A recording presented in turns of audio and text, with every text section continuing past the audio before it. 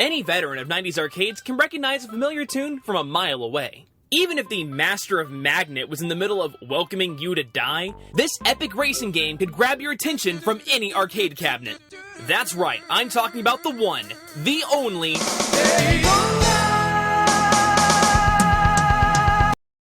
Can he please go? So yeah, I'm obviously talking about the forgotten gem, Daytona USA. So how can we get to a game where you make roadkill from a game where you are the roadkill? Super Meat Boy, anyone?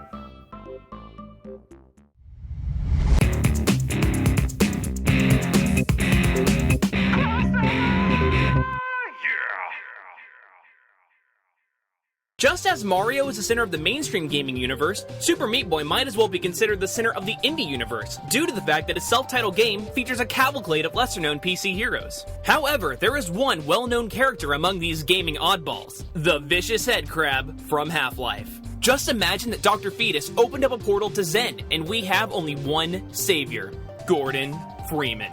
When Dr. Freeman isn't kicking major alien and Combine ass with a crowbar, he works as a theoretical physicist for Black Mesa.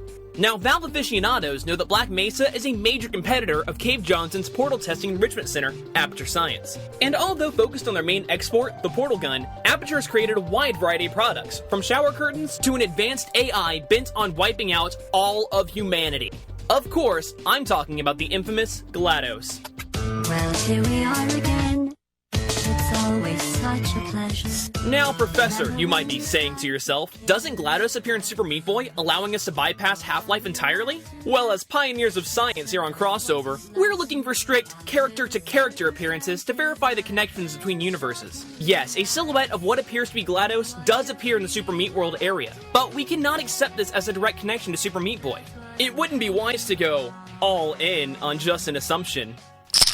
No, this isn't a magic trick. These cards are actually a telltale way to connect Portal to the third pillar of Valve's first-person trifecta. When she's not testing with Shell, Atlas, and Peabody, it appears that GLaDOS moonlights as a dealer at the inventory. A speakeasy where some of gaming's biggest icons come together for high-stakes poker.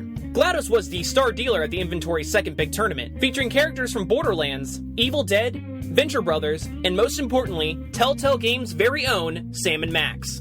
It was Sam who competed in the GLaDOS Run tournament, but it was actually his partner Max who gambled in the first inventory tournament alongside characters from Homestar Runner, Penny Arcade, and Team Fortress 2's very own The Heavy. This, my greedy gambling gamers, is our convoluted connection from Portal to TF2. Though simple-minded, The Heavy fancies himself a bit of a renaissance man. A gunner, boxer, gambler, and racer, The Heavy recently teamed up with the Pyro and the Spy in Sonic and All-Stars Racing Transformed. I'm sure you can see how this all ties into Daytona USA, but while we could just move right on to the fact that the Hornet race car does make an appearance, you're actually playing as a VMU memory card named Ages, and that doesn't entirely count. Instead, we're crossing over to where the car is the actual character you play as. See, in 1996, Sega released a lesser-known arcade game known as Sonic the Fighters, where they introduced a couple of new characters, Bean the Dynamite and Bark the Polar Bear. These two feral fighters went on to appear in a little gem for the Sega Saturn called Fighters Mega Mix, where oddly enough, the Hornet from Daytona USA is also a playable character. You heard me right, a car is a character in a fighting game.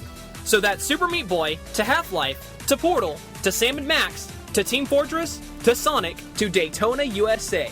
That means that it's completely possible for everyone's favorite skinless hero to get behind the wheel of the Hornet, or that the car itself could transform into a super fighting robot and punch Dr. Fetus in the face.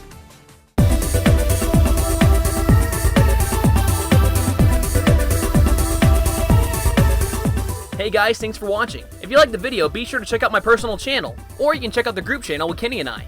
And as always, make sure to subscribe to Game Theory, the smartest channel in gaming.